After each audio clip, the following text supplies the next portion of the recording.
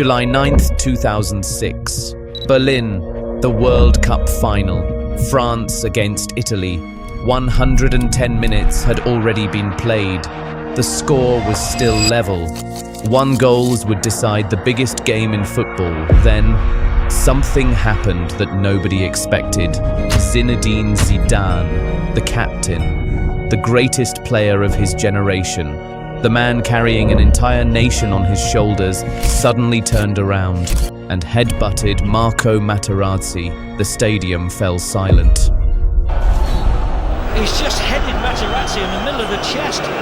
A few seconds later, the referee reached into his pocket and showed Zidane a red card. The captain slowly walked off the pitch, passing the World Cup trophy without ever looking at it. At that moment, it felt like France had simply lost a World Cup final. But history would prove they had lost something much bigger. Because after Zidane disappeared, France didn't just lose their captain, they lost their identity. 20 years later, France have become the team nobody wants to face. A squad with world-class talent in every position. A generation built to dominate football for years to come. Mbappé! Ousmane Dembélé has hit the bottom corner! Which raises one impossible question. How did the darkest moment in modern French football create its brightest future? This is how Zidane's red card created this France. July 9th, 2006 didn't just mark the end of a World Cup, it marked the end of an entire era. For almost a decade, French football had revolved around one man. Whenever France needed inspiration, they looked to Zinedine Zidane. The 1998 World Cup, the European Championship in 2000, the unforgettable performance against Brazil in 2006. Time after time, when France needed someone to change a game, Zidane always did. But now, he was gone. Not injured, not resting, retired. For the first time in almost 15 years, France had no answer to one impossible question. Who replaces Zidane? The truth was, nobody could. And over the next 4 years, France discovered just how impossible that task really was. Without Zidane, the team that had once terrified the world began to fall apart. The confidence disappeared. The leadership disappeared. Even the identity that had made France so feared started to fade. Then came qualification for the 2010 World Cup. France barely made it, not through dominance, but through controversy. Against Ireland, Thierry Henry controlled the ball with his hand before setting up the goal that sent France to South Africa. The incident became one of the biggest controversies in football history. France qualified, but instead of arriving as contenders, they arrived carrying the weight of an entire nation's criticism. Blame Ireland.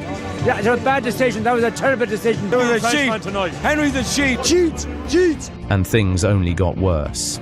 At the World Cup, France drew their opening match against Uruguay, then lost 2-0 to Mexico. Before the final group game, the squad exploded from within. Nicolas Anelka was sent home after insulting manager Raymond Domenech. The players responded by refusing to train. The image shocked the world. The French national team, one of football's proudest institutions, was in complete chaos. When the tournament ended, France had finished bottom of their group. 1 point, 1 goal scored, no victories. For the first time since 2002, they had failed to escape the group stage. But unlike 2002, this wasn't bad luck. This was something much deeper. France hadn't just lost matches, they had lost themselves. For many nations, that would have been the beginning of a long decline. For France, it became the moment. Everything finally had to change. The humiliation of South Africa forced the French Football Federation to ask one difficult question. What if the problem was never talent? What if it was everything around it?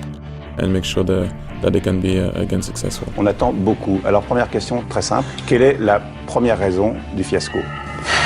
La première raison du fiasco, qu'on n'ait pas bien joué. Because even during France's darkest years, the talent had never disappeared. Young players were still emerging from academies across the country, from Paris to Lyon to Lille to Clairefontaine. The production line had never stopped. What France lacked was direction.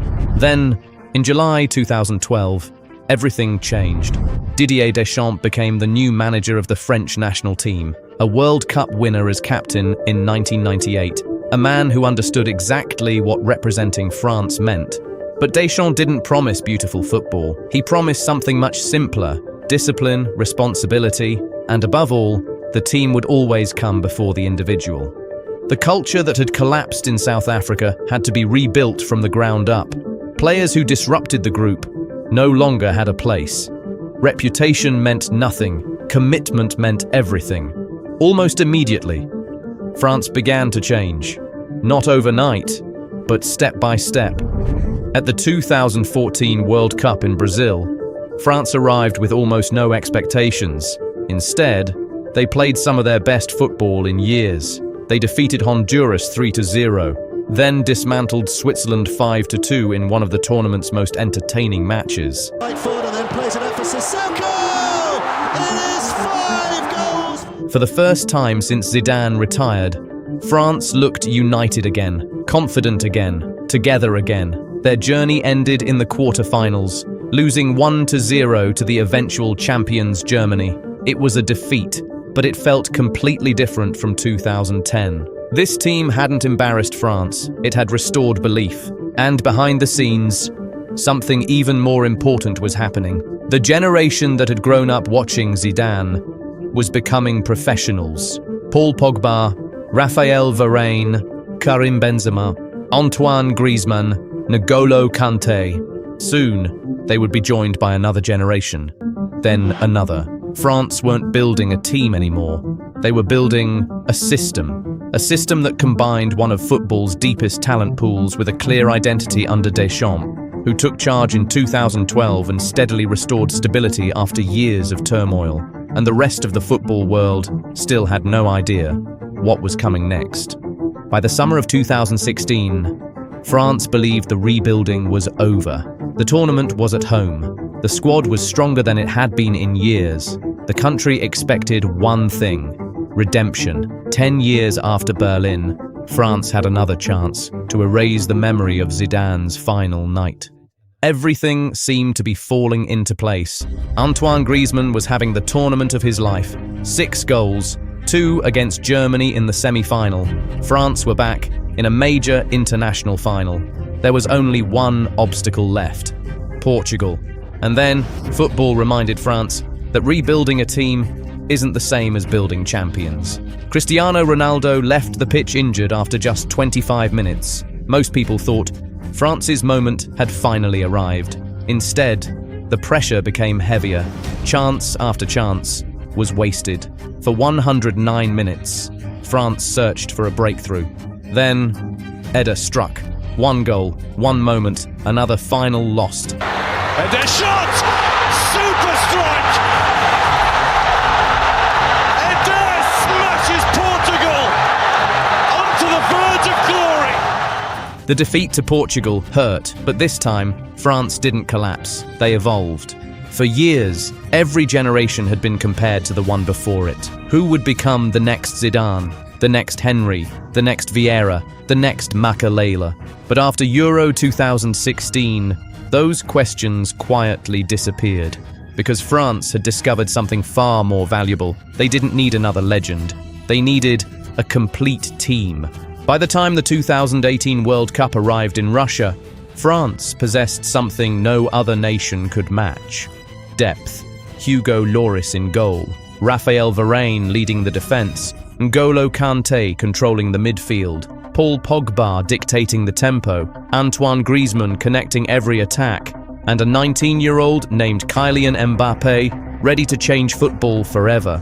The numbers reflected just how balanced this team had become. France conceded only 6 goals throughout the tournament. They kept 3 clean sheets, won 6 of their 7 matches, and defeated Argentina, Uruguay, Belgium and Croatia on their way to lifting the World Cup. Each victory looked different. Against Argentina, Mbappé's pace tore the game apart. Against Uruguay, their defense controlled every moment. Against Belgium, Samuel Umtiti's header settled a tactical battle, and in the final, France defeated Croatia 4-2 to become world champions once again.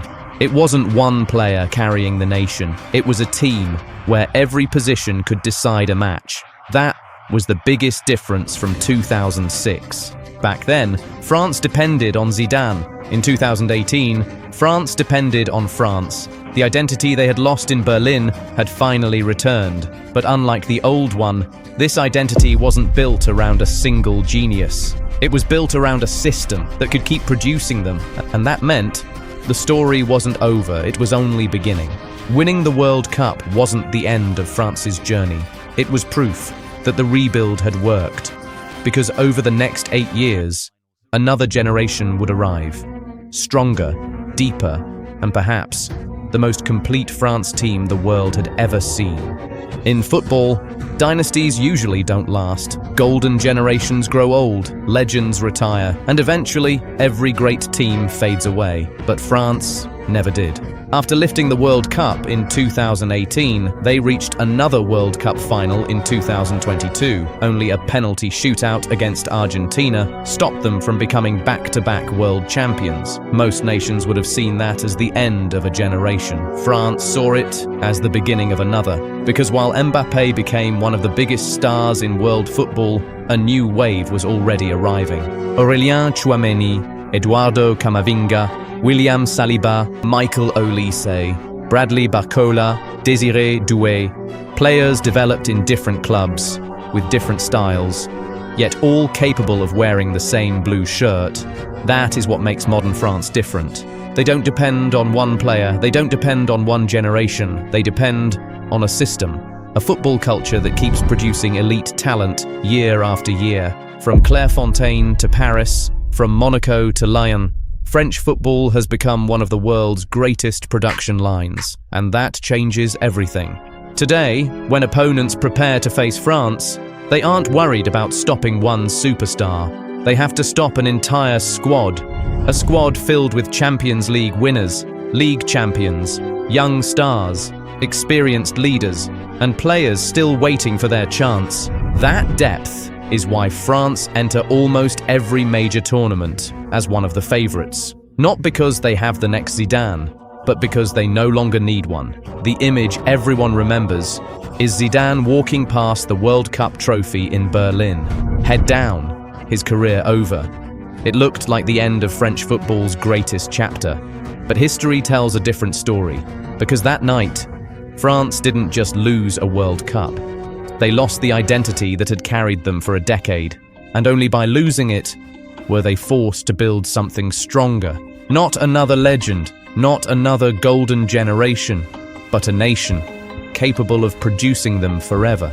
Maybe Zidane's red card didn't create this France, it simply forced France to create itself.